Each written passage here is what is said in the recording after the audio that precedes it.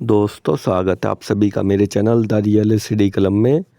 दोस्तों इस वीडियो में इम्पोर्टेंट क्वेश्चन के ऊपर बात करेंगे जितने भी 5th सेमेस्टर बीए प्रोग्राम वाले बच्चे हैं और जिनके पास डीएससी में ये एजुकेशन का सब्जेक्ट है, स्कूलिंग इन इंडिया। ये सब्जेक्ट जिस भी बच्चे के पास है आपको इम्पोर्टेंट क्वेश्चन दिखाया तो आपके एग्ज़ाम में कौन कौन से इम्पोर्टेंट क्वेश्चन है जो पूछे जा सकते हैं, तो इनके ऊपर स्टडी कर लेना, आराम से आपके पास ही मार्क्स आ जाएंगे। ठीक है, तो आपको क्वेश्चन दिखाता हूँ और क्वेश्चन दिखाने से पहले आप लोगों से एक बात बोलना चाहूँगा, जो भी बच्चे चैनल पर पहली बार आएँ आप लोग चैनल को जो सब्सक्राइब कर लेना। जितने भी सब्जेक्ट हैं सभी के इम्पोर्टेंट क्वेश्चन इसी तरह से अपलोड कर दूंगा, तो आप लोग चैनल को सब्सक्राइब कर लेना। और कोई दिक्कत या डाउट है इंस्टाग्राम पर फॉलो कर लेना, लिंक वीडियो डिस्क्रिप्शन को मिल जाएगा, मैसेज कर देना, आपका रिप्लाई दे दिया जाएगा। और टेलीग्राम लिंक को भी ज्वाइन कर लेना। तो अब क्वेश्चन देख लो। तो यहाँ पे देखिए दोस्तों, ये आपका क्वेश्चन पेपर 90 नंबर का पेपर आया था और 3 घंटे का टाइम है। ठीक है, स्कूलिंग इन इंडिया।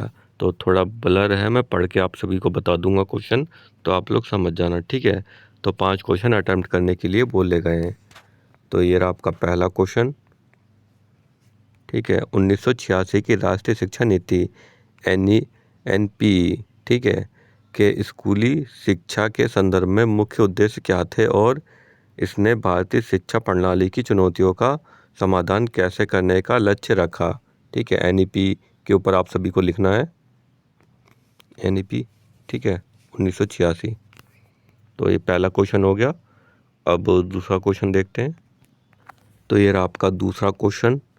इस दूसरा क्वेश्चन में देखिए क्या बोला गया है। 2009 का शिक्षा अधिकार RTE अधिनियम ने भारतीय शिक्षा प्रणाली को कैसे प्रभावित किया, इसकी सफलताओं, चुनौतियों और भविष्य के सुधारों की संभावना पर चर्चा कीजिए। तो आपका ये दूसरा क्वेश्चन। ठीक है, चुनौतियों के ऊपर। फिर आपका ये तीसरा क्वेश्चन। तीसरा क्वेश्चन में देखिए क्या बोला गया है। भारत में ब्रिटिश औपनिवेशिक शासन के दौरान दलितों और आदिवासियों समुदायों के लिए किए गए शैक्षिक प्रयोग पर चर्चा कीजिए। ठीक है, प्रायोगिक पर चर्चा कीजिए। इन पहलों इन इन पहलों के उनके सामाजिक और आर्थिक गतिशीलता पर प्रभाव का विश्लेषण कीजिए। ठीक है, प्रभाव का विश्लेषण कीजिए। तो आपका ये तीसरा क्वेश्चन। फिर आपका ये चौथा क्वेश्चन।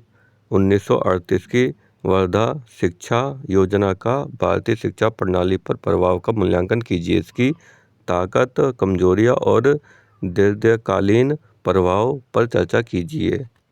तो आपका ये चौथा क्वेश्चन। फिर ये पांचवा क्वेश्चन। भारत में अपवर्जित समुदायों को गुणवत्तापूर्ण शिक्षा प्राप्त कराने में किन चुनौतियों का सामना करना पड़ता है, विशेषकर शिक्षा के बढ़ते निजीकरण के संदर्भ में इन चुनौतियों का समाधान करने में सरकारी नीतियों की भूमिका पर चर्चा कीजिए। पांचवा क्वेश्चन।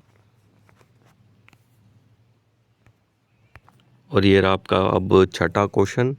तो छठे क्वेश्चन में देखिए क्या बोला गया है।